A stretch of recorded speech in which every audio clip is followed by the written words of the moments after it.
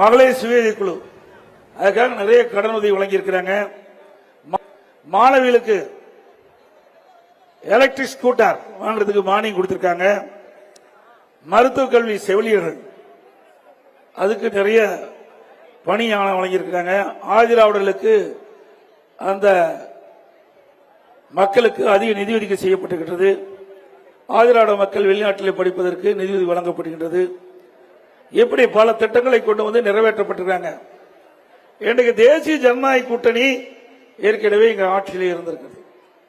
அது மட்டுமல்ல, இன்றைக்கு மத்திய மாநில அரசு இரண்டும் இணைந்திருந்தால்தான் இந்த புதுச்சேரி மக்களுக்கு தேவையான நன்மைகள் கிடைக்கும். இன்றைக்கு மாநிலத்தில் ஒரு கட்சி, மத்தியில் ஒரு கட்சி ஆண்டு கொண்டிருந்தா மாநிலத்துக்கு தேவையான திட்டங்களும் கிடைக்காது, நிதியும் கிடைக்காது. ஆகவே இரண்டு சக்கரம் போல, ஒரு வண்டிக்கு 2 சக்கரம் இருக்குது, அது மாதிரி 2 சக்கரம் இருந்தால்தான் தன் இலக்கை அடைய முடியும். அந்த அடிப்படையில் தான் இன்றைக்கு தேசிய ஜனநாயக கூட்டணி அமைந்திருக்கின்றது.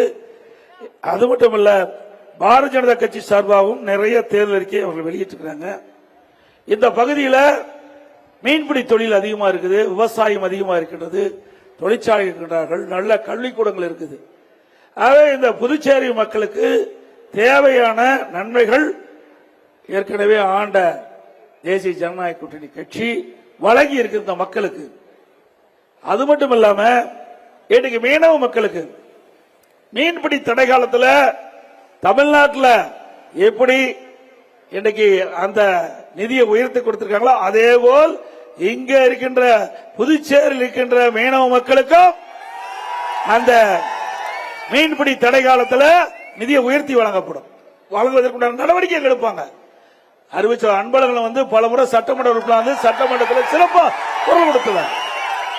இந்த புதுச்சேரி மக்களுக்கு அவள் ஏற்படுகின்ற பிரச்சனையை தைரியமாக சட்டமன்றத்தில் குரல் கொடுக்கக்கூடிய மனிதராக அவர் சட்டமன்ற உறுப்பினர் இருந்த பொழுது பணியாற்றியிருக்கிறார்.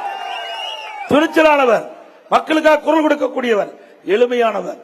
அப்படி சட்டமன்ற உறுப்பினரை தேர்ந்தெடுக்க நீங்க சட்டமன்றத்துக்கு அனுப்புகின்ற பொழுது இந்த பகுதி மக்களுடைய பிரச்சனை தீரும்.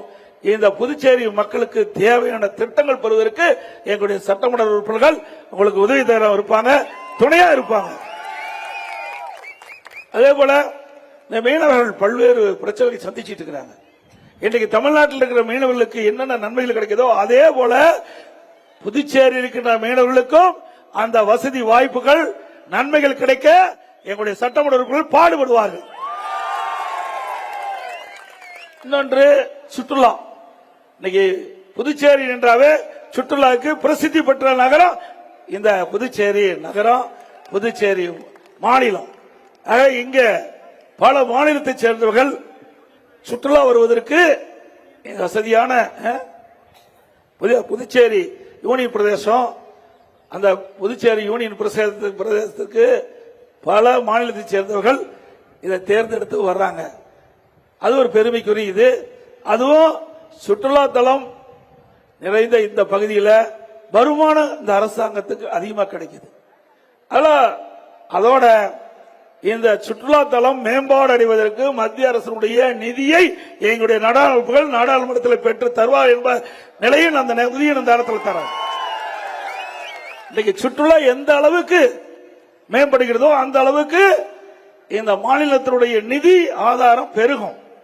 அதையும் எங்களுடைய சட்டமன்ற உறுப்பினர்கள் இங்கேயும் பேசுவாங்க, அனைத்து இந்திய அண்ணா திராவிட முன்னேற்ற கழக நாடாளுமன்றத்திலும் குரல் கொடுப்பாங்க உங்களுக்காக. அதே போல இந்த புதுச்சேரி யூனியன் பிரதேசம் நீண்ட நாள ஒரு கோரிக்கை, தனி மாநில அந்தஸ்து கிடைக்க வேண்டும் என்று. அதை பெறுவதற்கு அதிமுக கடுமையான முயற்சி எடுக்கும். மத்திய அரசோடு தொடர்பு கொண்டு இந்த புதுச்சேரி யூனியன் பிரதேசத்தை தனி அந்தஸ்துடைய மாநிலமாக உருவாக்குவதற்கு பாடுபடும் என்ற செய்தியும் இந்த நேரத்தில் தெரிவிக்க விரும்புகிறேன். அதோட இந்த மரியாதைக்குரிய அண்ணன் ரங்கசாமி அவர்கள் முதலமைச்சர் காலகட்டத்தில் கொரோனா வந்தது. தமிழ்நாட்டில் எப்படி வந்தது அதே மாதிரி இந்தியா முழுவதும் உலகம் முழுவதும் கொரோனா காலம். அந்த கொரோனா காலத்தில் மக்கள் படுகிற துன்பத்திலிருந்து மீட்டெடுத்தது இந்த புதுச்சேரியில் இருக்கிற அன்றைய முதலமைச்சர் அவர்கள் எவ்வளவோ அடிப்படை வசதி செஞ்சு கொடுத்தாங்க. அதே போல பாரத பிரதமர் நரேந்திர மோடி அவர்கள் திறமையா செயல்பட்டு இன்றைக்கு கொரோனா வைரஸ் பரவலை தடுப்பதற்கு அதற்கு தேவையான மருந்துகளை கண்டுபிடித்து விலை மதிக்க முடியாத உயிரை காப்பாற்றப்பட்டது மத்திய அரசாங்கத்தின் மூலமா. சாதாரண வல்லரசு நாட்டில் கூட அதற்கு தேவையான மருந்துகள் கண்டுபிடிக்கவில்லை.